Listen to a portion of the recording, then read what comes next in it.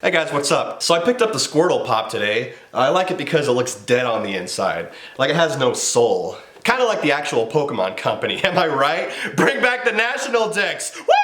So as you all know, at the time of this video, we're winding down on the Smash Bros. Fighter Pass. Honestly, I have no idea who to expect for the final character. Leakers have been shutting down characters and companies left and right. People seem to think that it's gotta be some big character to end the Fighter Pass off with a bang. But I don't necessarily think that has to be the case. I mean, Smash 4 ended with Corrin and Bayonetta. The base roster for Smash Ultimate ended with Ken and Incineroar. I feel like that's one of those things that the Smash community has a bad habit of doing, is getting into that mindset of thinking, oh, this hype cycle has to end with the bang.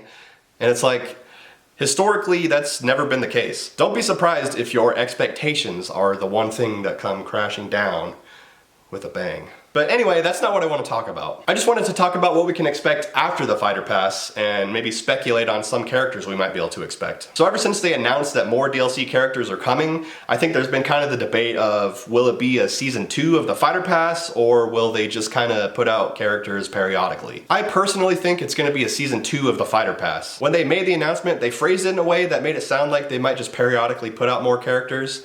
But I think from a marketing standpoint, as well as a financial standpoint, the Fighter Pass formula was very beneficial to them. They said, here's the Fighter Pass, here's a general idea of what you can expect out of it for this set price, but they could still stretch out the hype by revealing one or two characters at a time.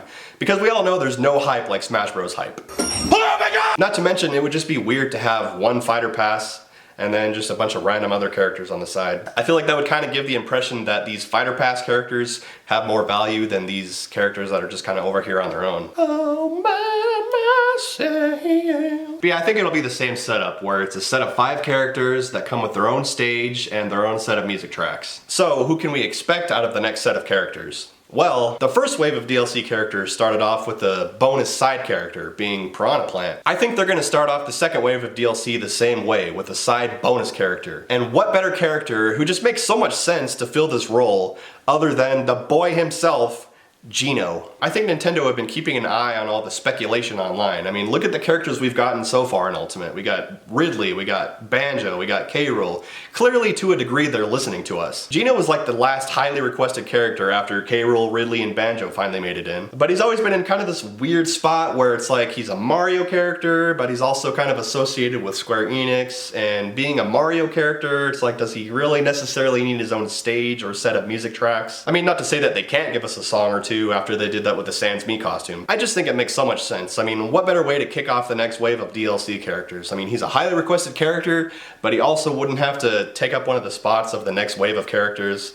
And it's also just kind of weird to have Piranha Plant over there by himself. I mean, you might as well have Gino join him. So moving on from Gino, what other characters might we expect out of the actual pass? Well, one character I think that we can definitely expect at some point is Crash Bandicoot. And Crash has definitely been one of the characters that people have talked about a lot. Not to mention the fact that Sakurai said he wants to bring gaming worlds together. And I feel like the world of Crash Bandicoot is just one of those worlds that makes sense. Also, not to mention the fact that Crash is pretty respectably popular worldwide. He'd be another fun 90s platforming character to bring in alongside Banjo. So I definitely think Crash is coming at some point. I definitely think Steve from Minecraft is a possibility. If the whole Banjo versus Steve debate that took place during the whole first half of the year is any indication, it's that Steve is actually a pretty highly requested character. I mean, I know there were a lot of Steve supporters who were just trolls, but there were actually a lot of people who genuinely wanted Steve. And now that Microsoft are on board in Smash, and Banjo, the most highly requested Microsoft related character, is in Smash, why not go with some Minecraft representation next? And again, it's a gaming world that would make a lot of sense coming into Smash. I'm not saying I expect it to happen, but I think it's definitely a possibility. I don't really know much about the series, but I do know that Lloyd is another character that people have requested for a long time. If we do get a Bandai Namco character in the past, then I think it's a toss-up between Lloyd and Heihachi. Both Lloyd and Heihachi got Mii costumes in Smash 4,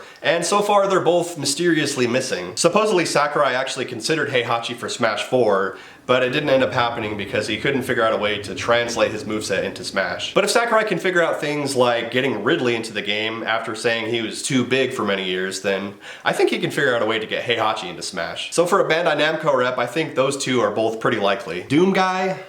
No. Doom Guy is a character. In the past I was like, there's no way Doom Guy is ever gonna be in Smash. I mean, Doom is way too violent. And of course you have people that say, oh, but Bayonetta. Oh, but Snake.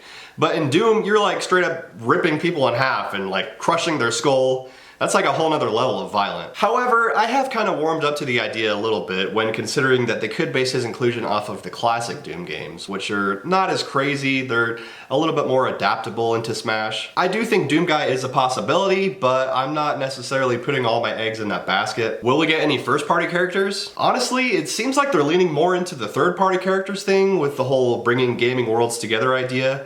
But I don't think that means that we should completely rule out the possibility of first-party characters. The big one that I want to happen, and I think should happen, is Rex and Pyra. And yes, I know we got the Rex Mii costume as a little bonus with the Fighter Pass, but Sakurai really made it sound like he would have otherwise included Rex if Xenoblade Chronicles 2 would have come out a little sooner. And let's be honest, the whole Mii costume deconfirming fighters thing is kind of silly when you stop and think about it. I mean, there are plenty of characters who also have Mii costumes, and they're still in the game, so it's like, I don't see why that has to just completely prevent them from getting in the game in the future. And last but not least, the big one, Sora. Well, actually, I already made a whole video expressing my thoughts and opinions about whether Sora is actually likely for Smash or not. So if you want to hear about that, just go check that out. Basically, I do think Sora could get in, but I don't think he would get in without any Disney references. I think Sakurai would have to break his no non-video game content rule in order to put Sora in. So that's kind of where the issue is with that. So take it or leave it. So basically, there are two characters that I think are definitely coming in the next wave of DLC.